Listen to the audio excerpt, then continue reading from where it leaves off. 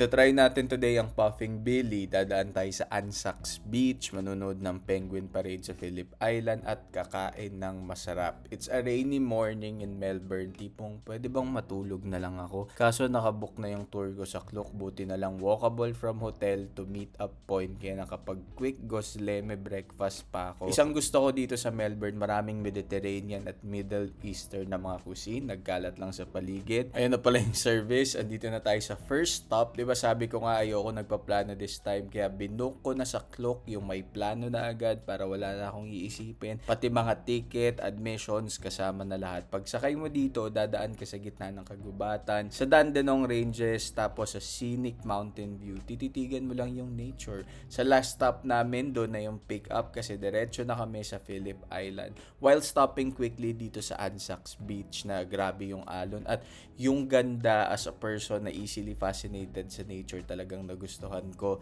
Mahaba-haba yung buong mga biyahe kasi kaya inubos talaga niya yung buong araw. From this point, nagkalat na yung mga wallaby sa paligid at kung ano-anong hayop para malaman mo na hindi lang tao ang may-ari ng mundo. Kaya wag tayong masyadong paimportante at filingero. Di lang to ginawa para sa atin mga hangal. Ayan, pinipicture ng mga tao yung The Nobis.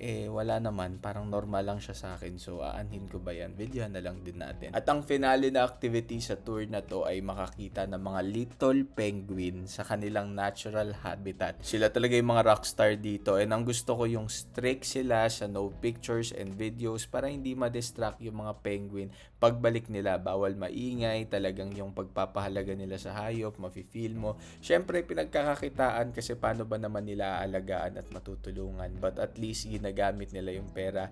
Hindi pinambibili ng luxury items ng mga nepo babies. Ang simple lang nung ginawa dito. Some might say na ang boring kasi titingnan mo lang naman yung mga penguin umahon, tapos bumalik sa natural habitat, tapos matagal pa siya, antayin mo talaga. Kasi kung ayaw nilang bumalik, hindi sila nagpo-perform dito guys. Umuuwi lang sila, but yung act, yung pureness, yung reality, yung magpapamove sa'yo na parang ang galing talaga. Parang nanonood ng live Nat Geo. Okay, bukas na ulit dito sa ating Melbourne series hanggang sa makaabot tayo ng Sydney.